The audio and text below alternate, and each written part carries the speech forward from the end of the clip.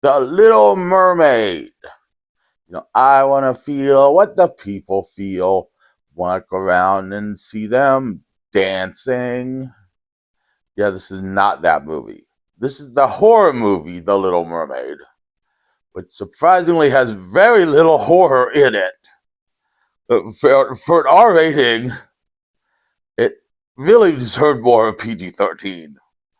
But I guess there was brief nudity, which I didn't even notice, and I was really looking for it. So, um,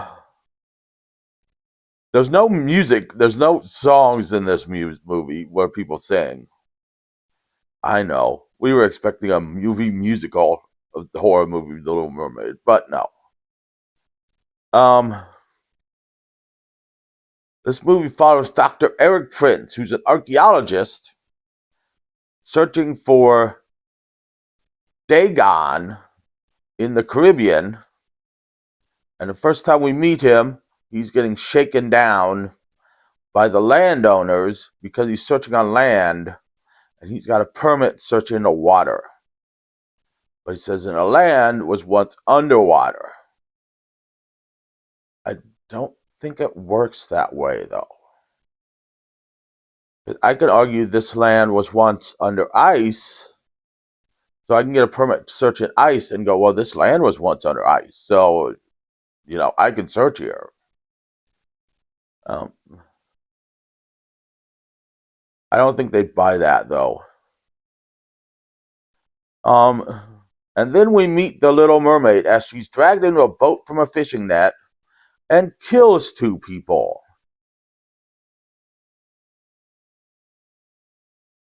And then Dr. Eric Prince has a night with the bottle of rum. Rum dum dum. I have no idea what that was. He thinks he's a pirate. That was the goofiest thing I've ever done. Rum dum dum. In the morning, he meets with I think a pawn shop owner. I'm not sure, owner of antiquities, about a lady who brought in some 17th century gold and a 17th century crown from Spain. And he says, I want to meet this lady. And the guy's like, she's easy on the eyes. And he's like, I don't care if she's a monster. I want to meet her. And the lady rips his guts out. No, she doesn't do that yet.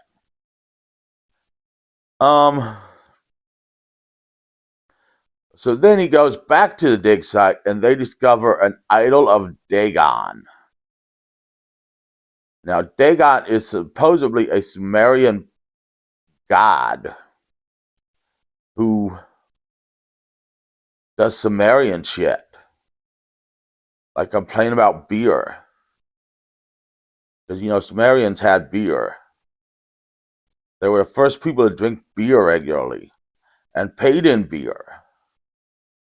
Don't you wish you were a Sumerian right now? So then the lady meets with Eric, Dr. Prince, and they flirty little, and then they go on with their day. The landowners then kick Eric off the dig site, and he meets with the woman, and she buys the dig site. And apparently, she's loaded, probably with 17th century gold, because she's a mermaid. And mermaids would have freely of any sunken treasure, including skeletons, which they could just decorate their home with.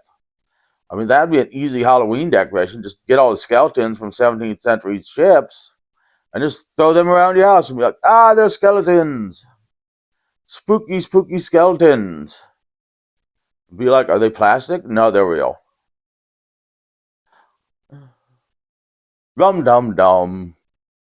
I'm going to keep doing that all throughout this video. That's going to be my new catchphrase. Rum dum dum.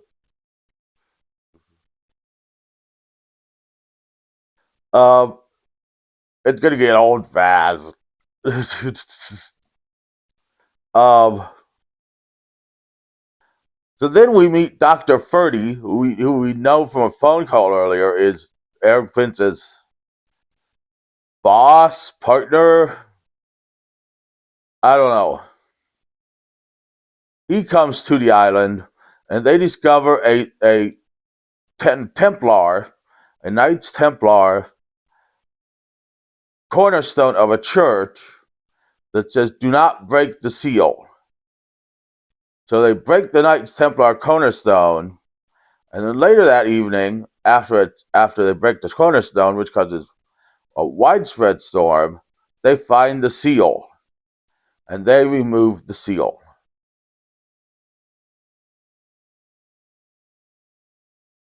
Something that Aurora, the mermaid, finds very, very fun, because she is also the lady who sold the 17th century gold and is now dating Eric Prince. Rum dum dum. I'm gonna keep doing that. It's gonna turn you off, and you're gonna be like, "This is stupid shit I ever watched."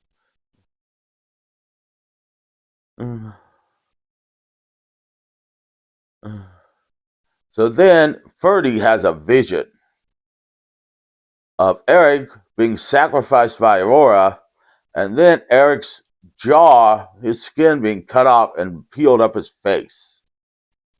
I told you this is a horror movie, but there's very little horror in it besides this scene and the scene with Aurora killing the two people in the first place. And the end. That's all the horror in it. The rest of it is just a bad love story. So Ferdy is like, you can't go down there. You can't go down the hole to under a seal where it's just water. You can't scuba dive in it. And Eric's just like, I'm going to do it. Archie, who's Eric's right hand man and from the island, this all happens in the Caribbean, tells him to take Ferdy home, where Ferdy shows Archie a picture of the 1921 Women's Club that Aurora is clearly in. And Ferdy says, we need weapons. And Archie says the line that makes the most sense out of any film that takes place in a foreign land outside the United States I've ever heard. This isn't America. You can't buy guns at the grocer. Only criminals have guns. That is the most true line I've ever heard out of any movie that takes place outside the United States. In most countries, except the United States, have rules about guns. So they get spears and harpoons, and then Aurora and her friends take them hostage. And then Eric comes home and Aurora takes them to them. And Aurora says, Eric, we can be together forever. And Archie and Ferdy get out, and Archie stabs a guy to death. Stabs a fishman to death, because apparently you can kill fishmen with knives. And Ferdy stabs Collins, who was the head of the Landowner Association, who was under Aurora's control, to death with a spear. And Eric's blocking Aurora. But right when Aurora is about to eat him, Archie spear guns him. And Aurora disappears into the water, never to be seen again for about 10 minutes. And then they go up and they put the seal back in place, and the whole world is happy. And Aurora comes and visits Ferdy at the end and says, you've only stopped us temporarily. We'll be back. We're going to bring the old ones back. Dagon's will be done. And that's the end of The Little Mermaid. Is it a good movie? No, it's pretty much a bad love story with like 3 horror scenes. Is it worth watching? No, it's pretty much not worth watching. Are there good scenes in it? Not really. Unless you want to see Dr. Eric Prince half naked throughout the whole movie. Because he wears a shirt like this. 3 buttons unbuttoned. He wears a shirt like that all the time. As you can see, I am so pale, I am practically clear. I don't know where my buttons are. I have to look at them to button them. Yet I can play the piano. Yet I can play the keyboard. So that makes sense to someone. So join me next week for my St. Patrick's Day specials.